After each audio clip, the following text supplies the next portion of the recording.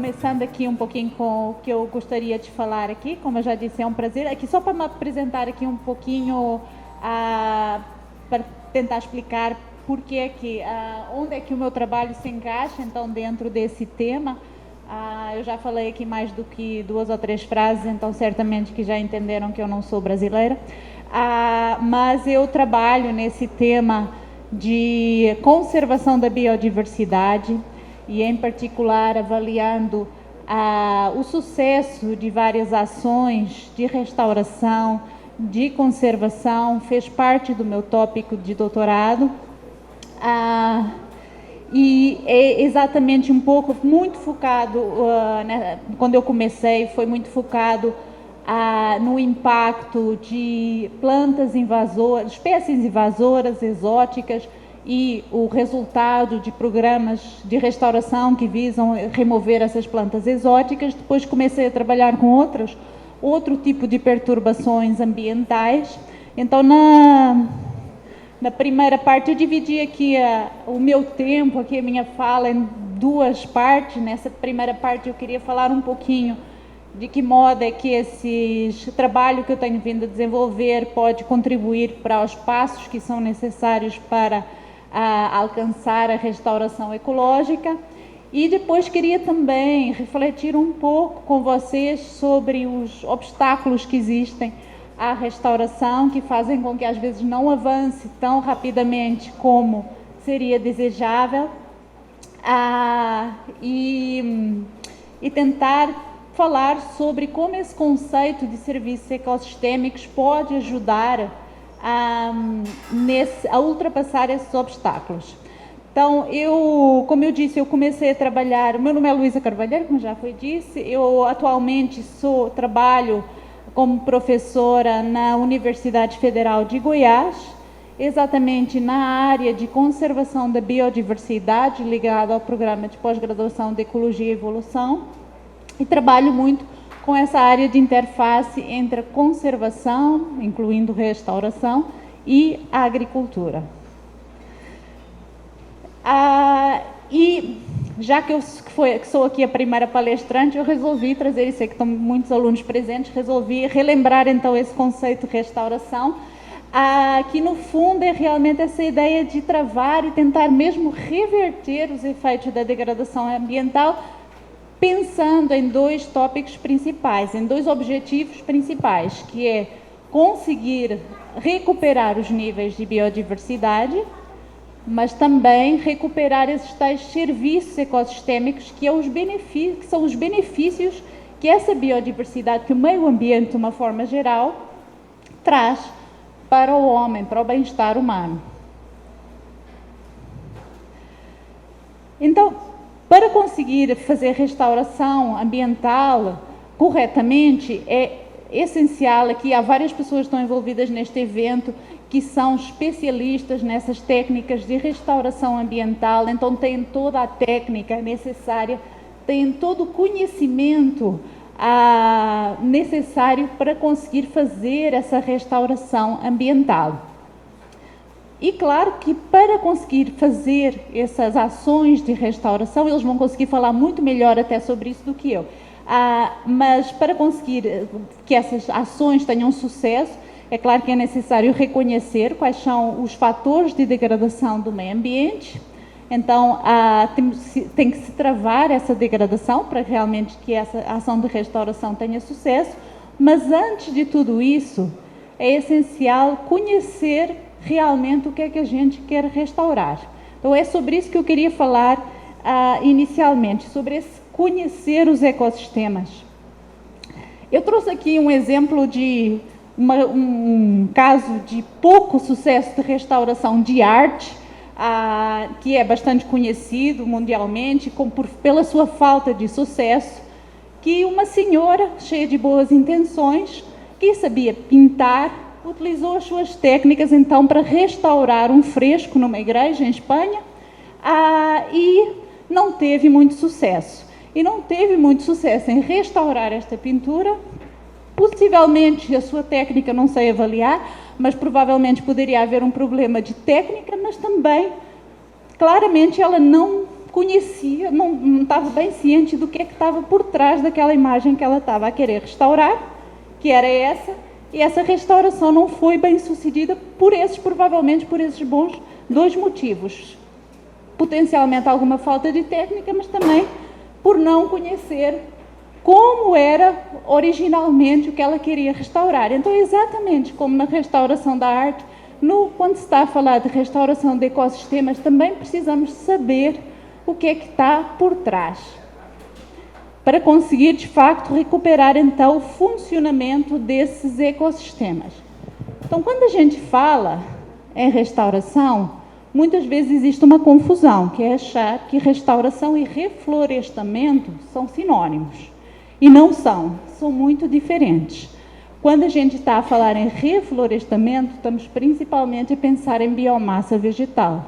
Mas um ecossistema é muito mais do que biomassa vegetal.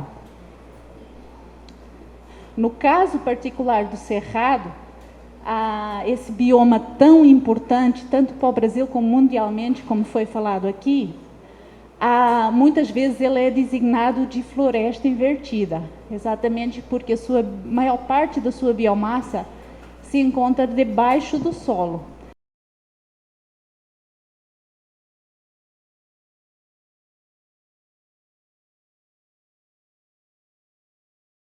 Para além dessas duas funções, temos muitas outras funções. Estocagem de carbono, que vai funcionar muito por causa dessa tal floresta invertida, desse sistema radicular extremamente desenvolvido que existe por baixo do solo do cerrado. Então, essa estocagem de carbono vai ser extremamente importante para a regulação do clima, que vai afetar não só as populações do cerrado, mas das populações de todo o globo.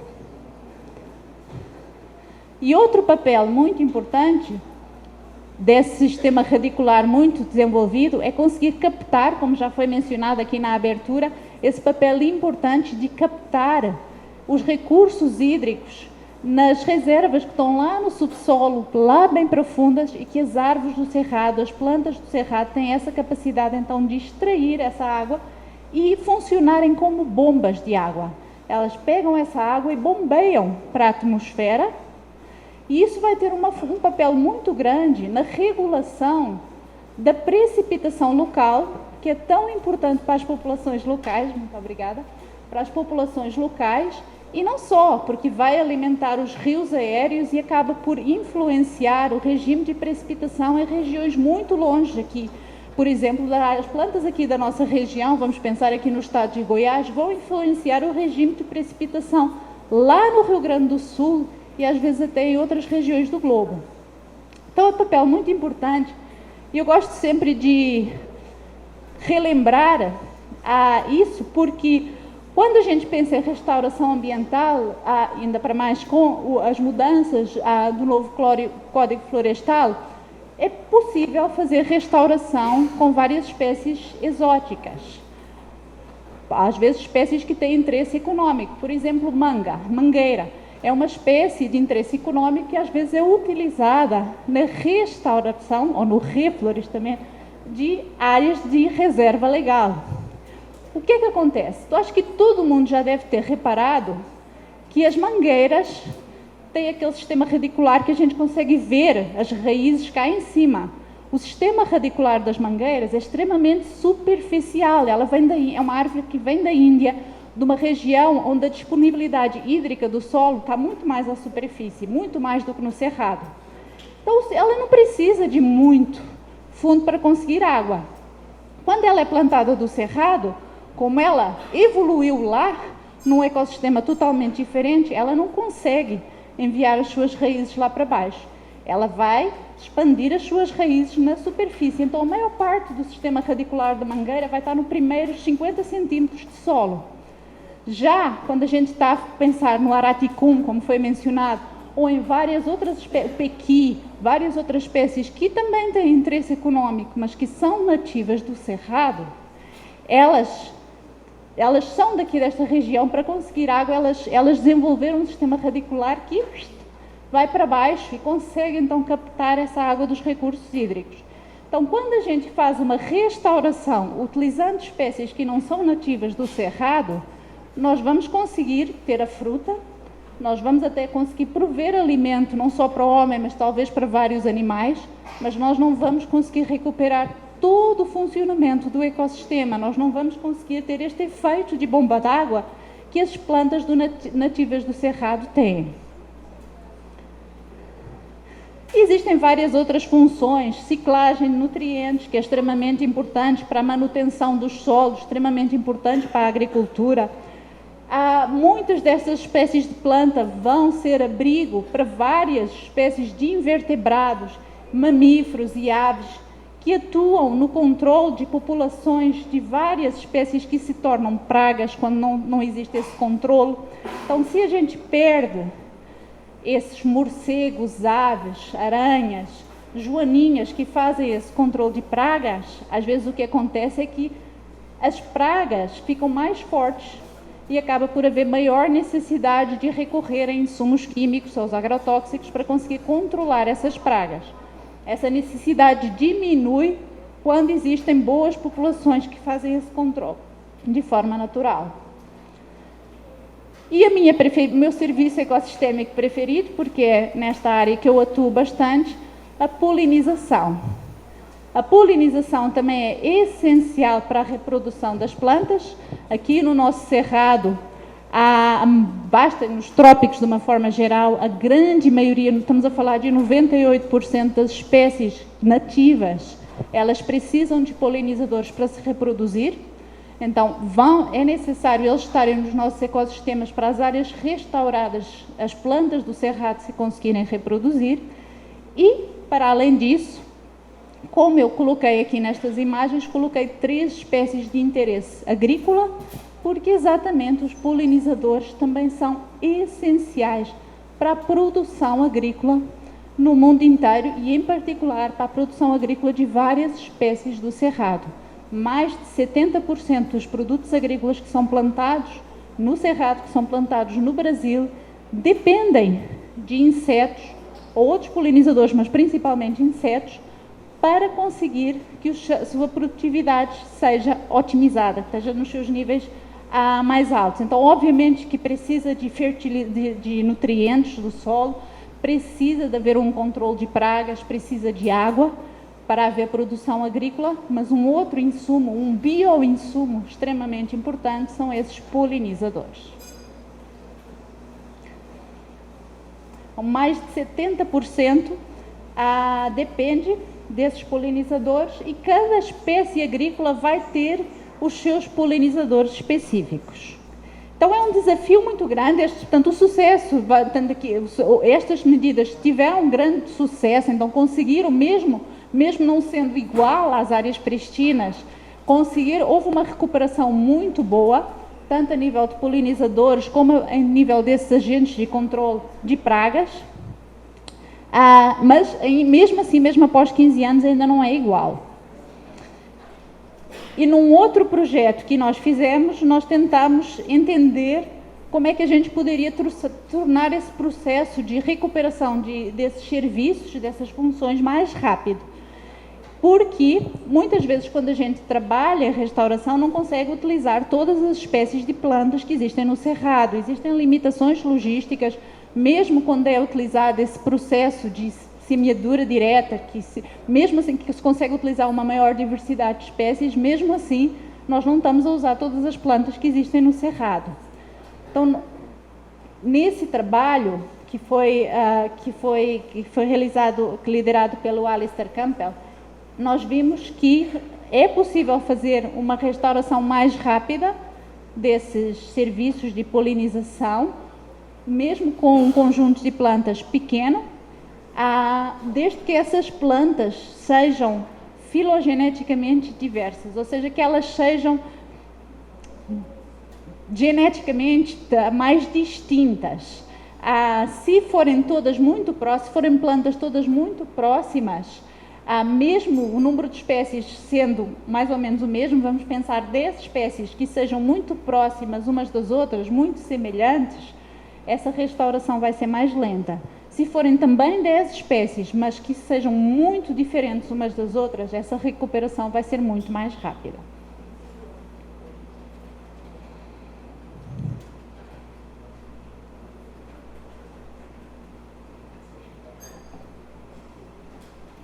Então, a ideia principal que eu estou a tentar transmitir aqui é que, para realmente nós conseguirmos atingir a tal restauração, ou seja, conseguir recuperar realmente aquilo que era o ecossistema originalmente, a gente precisa de conhecer como é que eram essas interações ecológicas, como é que era esse funcionamento dos ecossistemas na sua origem, para depois conseguir melhorar o planejamento dessas ações de restauração ambiental.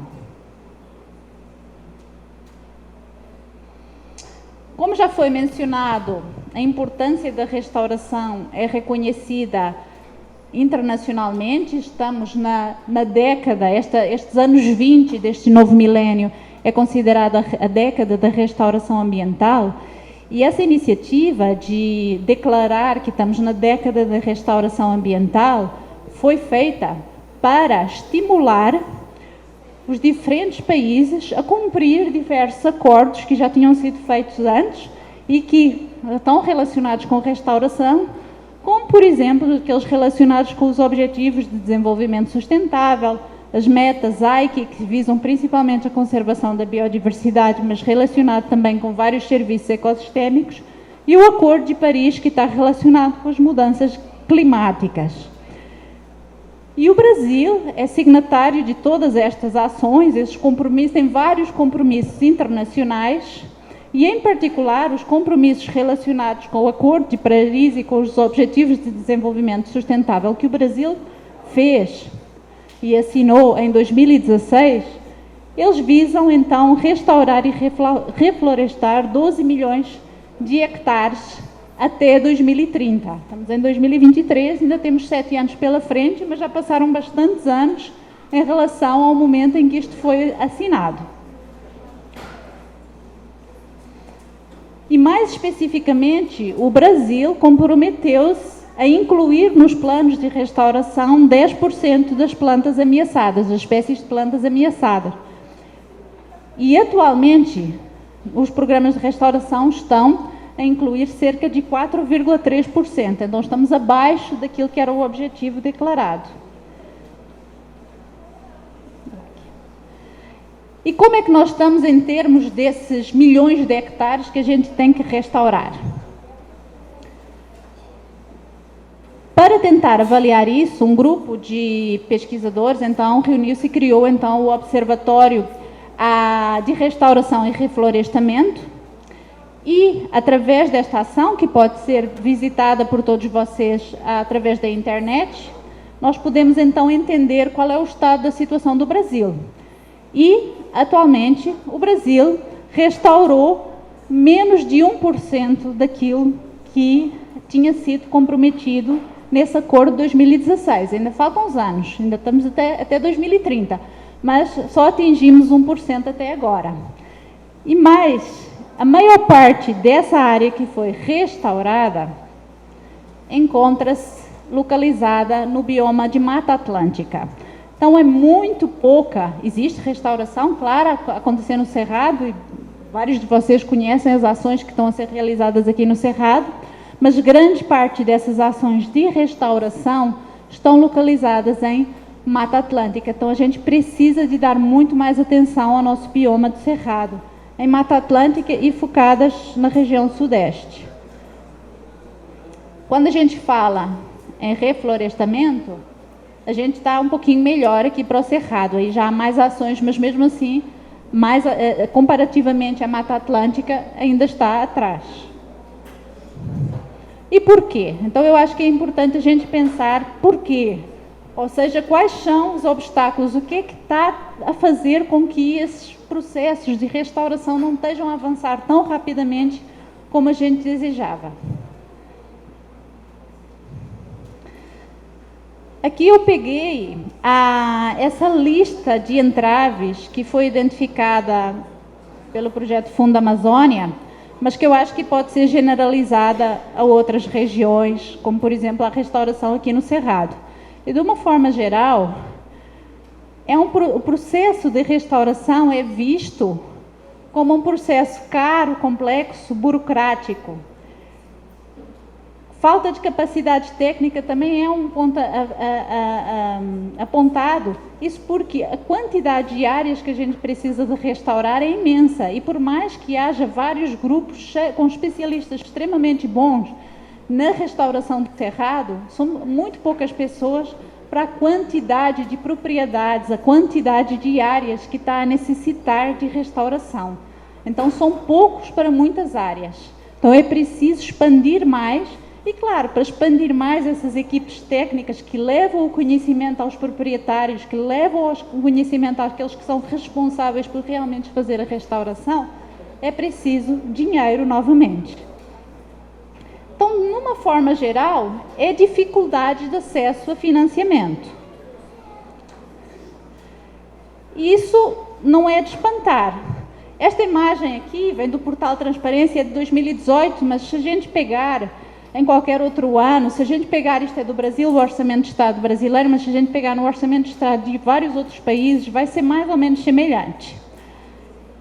A maior parte do orçamento de um país, de um Estado, ele é dedicado a tópicos como previdência social, saúde, segurança, educação, e apenas uma percentagem muito pequena é dedicada ao Ministério do Meio Ambiente, é dedicada às causas ambientais. É, de facto, uma percentagem muito pequena. Vai variando, tem governos que dão mais, tem governos que dão menos, mas nunca é assim tão grande. Isto é geral, como eu estava a dizer. Então, de facto, existe um pouco de falta de motivação para investir em conservação. Eu queria, então, pensar como é que o conceito de serviços ecossistémicos nos pode ajudar a aumentar essa motivação em investir mais em conservação e em restauração em particular. Esta imagem vem de um trabalho realizado pelo Instituto Escolhas, e neste trabalho eles focam, de facto, eles mencionam que, de facto, o processo de restauração é extremamente caro. Eles estimam aqui que para conseguir atingir aquilo que foi prometido no Acordo de Paris, o Brasil precisaria de investir 228 bilhões de reais para conseguir investir. Então, é muito dinheiro. Mas eles também indicam que, com base em alguns pontos específicos que envolvem desde a criação de novos empregos a vários serviços ecossistémicos que estão considerados, a geração de renda, em termos de receita líquida, é 3 vezes superior àquilo que seria investido. Então, eles indicam ali 776 bilhões de reais. Então, um retorno financeiro muito maior do que é o investimento.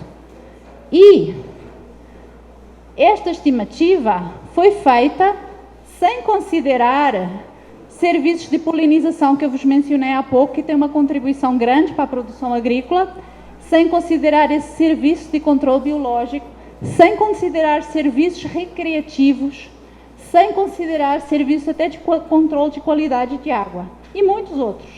Então, é uma subestimativa, é muito abaixo daquilo que é o valor real. Vou voltar à questão da agricultura. Eu tinha falado que mais de 70% dos produtos que são produzidos no Cerrado, no Brasil, dependem de polinizadores.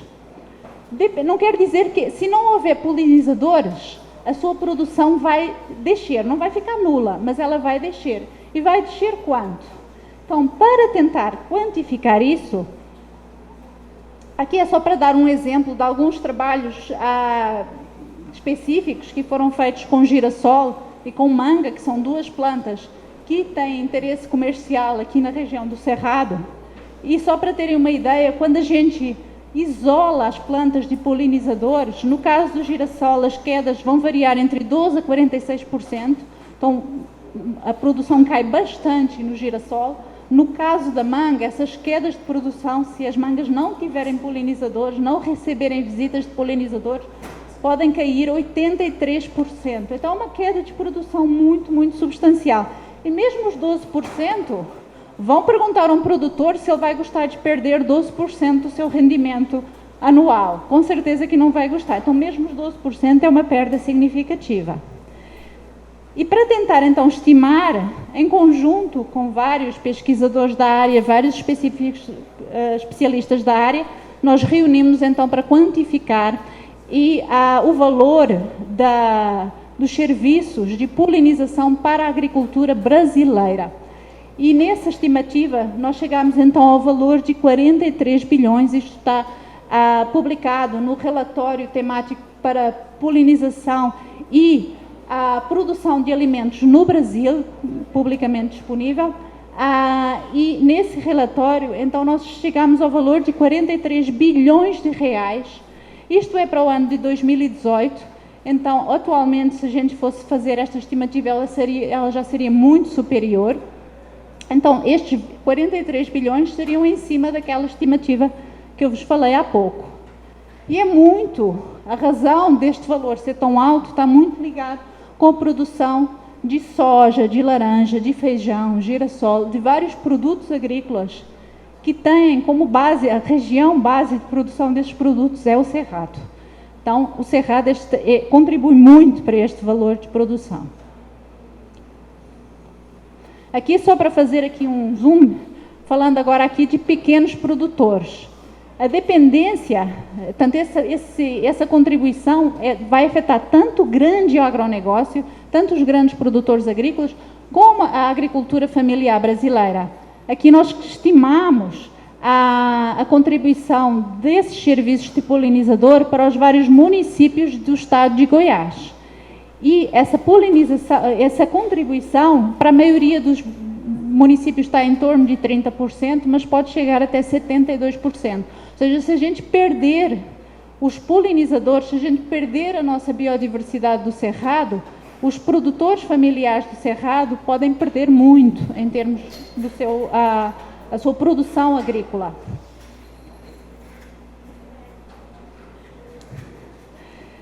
Então, para manter essa produção agrícola, grandes produtores e pequenos produtores, e ainda mais quando a gente está a falar de comunidades tradicionais, essas ainda vão ser mais dependentes desses serviços ecossistêmicos.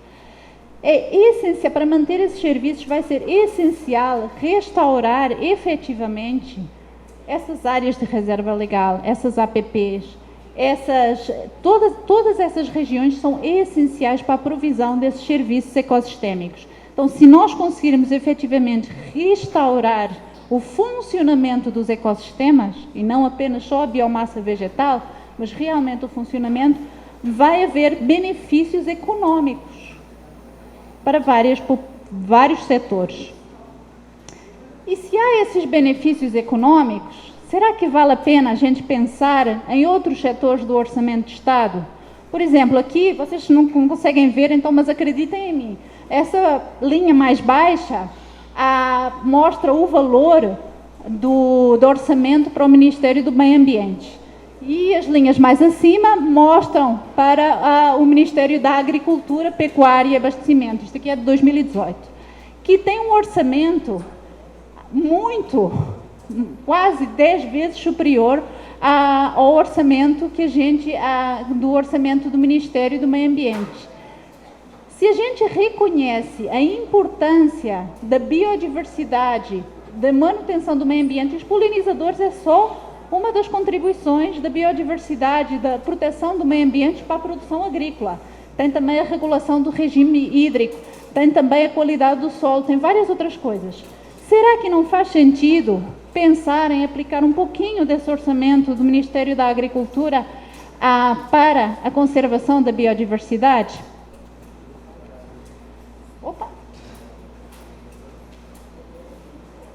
Outro, e como eu disse, há outros benefícios. Aqui neste exemplo deste trabalho, eles mostram o resultado, as consequências do desmatamento de uma área florestal, que podia ser uma área de reserva legal, uma área de proteção permanente, neste caso. Como é que entender como as interações entre as diferentes espécies são afetadas por esse desmatamento vai nos fazer entender como é que vários serviços vão ser afetados. Neste caso, a perda daquela floresta afeta as bactérias que existem nos rios, afeta o zooplâncton, que vai se controlar a produção de algas, e sem esse controle de produção de algas vai haver um efeito, um processo de eutrofização das águas, que vai tornar aquela água de baixa qualidade para consumo, vai afetar imensamente a biodiversidade dessas águas e vai afetar também serviços recreativos, como é o caso da pesca. Então, isso pode ter efeitos para o consumo, mas também em termos de serviços recreativos, que também têm um valor económico. E no caso da qualidade da água, nós temos aqui um valor muito grande para a saúde. Então, se a gente restaurar adequadamente aquela área desmatada, a gente pode recuperar todos esses benefícios para o homem. Existem vários, aqui eu trouxe um exemplo aqui de uma notícia, mas existem vários estudos que mostram também a relação entre desmatamento e algumas epidemias que vão afetar a saúde humana, neste caso ligado à expansão da febre amarela em certas regiões. Então, tudo isso vai trazer custos para a saúde. Então, eu pergunto, será que não faz sentido trazer um pouquinho do orçamento do Ministério da Saúde para a conservação, para evitar certos problemas na área da saúde que vão trazer encargos extremamente elevados para o Ministério da Saúde? E aqui eu nem sequer falei que as áreas naturais são fonte de uma série de medicamentos do futuro. É preciso explorar, todos os medicamentos têm uma base de algum composto químico que existe numa planta, que existe num animal. Então, às vezes, os medicamentos das doenças do futuro, ou mesmo das doenças do presente, podem ainda estar por ser descobertas nestas áreas naturais. Então, existe também aqui um grande benefício para a indústria farmacêutica. Se o produtor rural reconhecer, que a conservação daquela área está-me a trazer um benefício econômico, mesmo que ele não queira saber da biodiversidade, mesmo que ele não queira saber dos povos tradicionais, ele pode reconhecer, mas mesmo assim é importante preservar aquela área porque vai ter um benefício para o meu bolso. Então, conseguir quantificar esse benefício, esse valor econômico dessas ações tão importantes, pode ajudar a diminuir os conflitos, ajudar a motivar mais investimento nessa conservação e na restauração. Então, eu gosto sempre de terminar um pouco quando eu falo sobre este tópico, falar sobre a importância da gente comunicar entre os diferentes setores. A transmissão de conhecimentos é essencial, ali tem um errinho, peço desculpa, mas é essencial, de facto, a gente transmitir, comunicar a pesquisadores na área da biologia, da ecologia, a pesquisadores na área da engenharia florestal, falarem com economistas, falarem com produtores rurais, falarem com políticos, falarem com vários setores para conseguir se desenvolver estratégias que motivem ações de restauração. E com isso, eu gostaria então de terminar e agradeço a todos os que financiaram a pesquisa que a gente vai desenvolvendo no nosso laboratório. Eu agradeço muito a todos os alunos pós-docs que estão envolvidos nos projetos que eu vos apresentei aqui, e obrigada pela vossa atenção e fico à disposição para qualquer dúvida.